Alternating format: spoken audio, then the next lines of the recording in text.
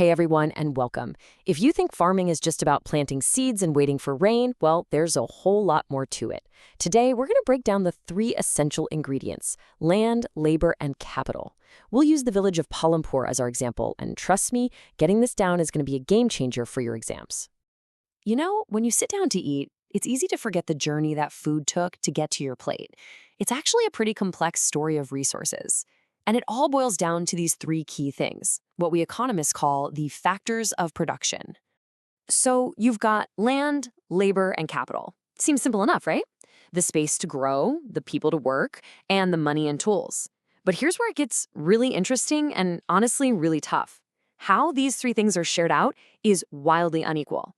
And that one fact, that inequality, creates completely different worlds for the farmers living side by side. That's the puzzle we're going to solve today. All right, here's the plan. We'll kick things off with land, then jump into the big struggle for labor. After that, we'll look at why capital is so hard to come by, and finally, see how this all creates a massive divide when it comes to the surplus. Let's get into it. Okay, let's start at the very beginning, with the most fundamental piece of the puzzle, the land itself. So, here's the absolute number one thing you have to remember about land. You can't just print more of it. It is what it is. It's a fixed resource. And whenever you have something that's super valuable and you can't make any more of it, the biggest question in the world becomes, who gets to own it? Now check this out. A whopping 85% of all the farmers out there are small-timers, what we call small or marginal farmers. So logic would tell you they must be farming most of the land, right? I mean, they're the majority. Well, get ready for a surprise. This is where that inequality just smacks you in the face. That huge group, the 85%, is crammed onto less than half of the total farmland. And that tiny minority, the other 15%, they control more than half of all the land. This one lopsided fact is the root cause of pretty much every single problem we're going to talk about next. So you have to ask, if you're a small farmer with a tiny plot of land, how on earth do you make ends meet? You've got no choice but to get smart. You have to squeeze every last drop of productivity out of that small piece of earth. That means things like multiple cropping, growing more than one crop a year, and using all the modern farming methods you can get your hands on. All right, so land is scarce. Let's switch gears to our next factor, which is the complete opposite. Unlike land, which is fixed, our next ingredient, labor, is anything but scarce. In fact, there's a huge supply of it. To really understand this, let's move away from the numbers and look at a real story. Let's talk about Dala and Ramkali. They're landless laborers, and their daily reality really shows us what it's like when there are way too many workers and not enough work. Their struggle is a perfect window into this problem. Just listen to what Dala says.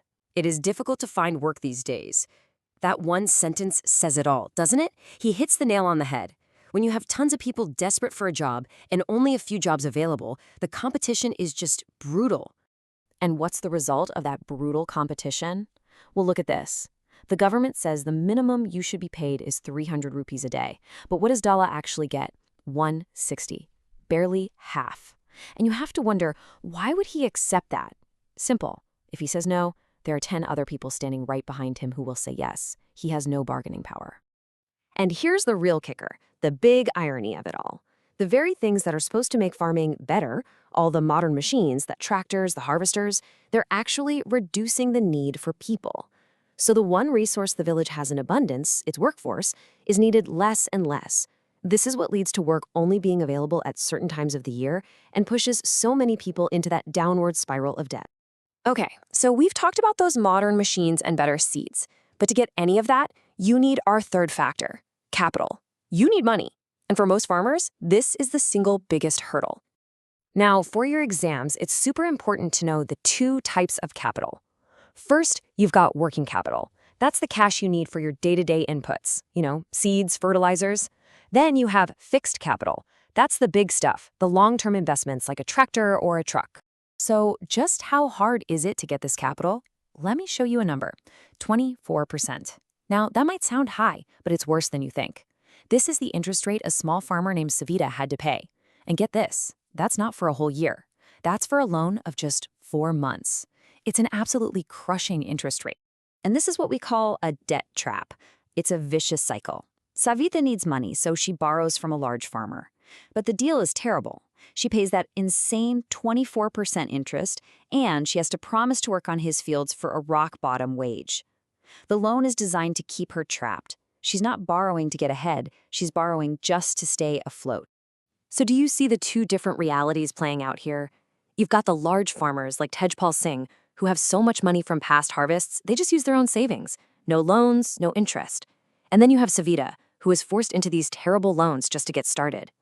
Every single harvest, the rich get richer, and the poor get stuck. The gap just gets wider and wider. This huge difference in who has land and who has capital brings us to the final, critical piece of our puzzle. It's all about what happens after all the hard work is done, after the harvest. It's about the surplus. And surplus is a really simple idea. It's whatever you have left over to sell in the market once you've made sure your own family has enough to eat for the year. So let's go back to our examples. For a small farmer like Savita, on her tiny piece of land, there is no surplus. There's nothing left. The whole harvest just goes to feeding her family. But for a large farmer like Tejpal Singh, he has a huge surplus. We're talking hundreds of quintals of wheat that he can sell, turning it into serious cash. Okay, so let's tie this all together. Think of it like an equation, but a very unequal one. This is the perfect summary to lock in for your exams. The big takeaway here is that this isn't just a one-time thing. It's a cycle that repeats year after year. The large farmers use their huge advantage in land and capital to make a big profit, which they then use to get even further ahead. At the same time, the small farmers and the landless laborers are just stuck, trying to break even in a cycle of debt. And that leaves us with one last big question to think about. When the whole system in your village seems designed to keep you down, with low wages and impossible debt, you can start to understand why so many people feel like they have no choice but to pack up and migrate to the cities. It really makes you think, what would you do if you were in their shoes?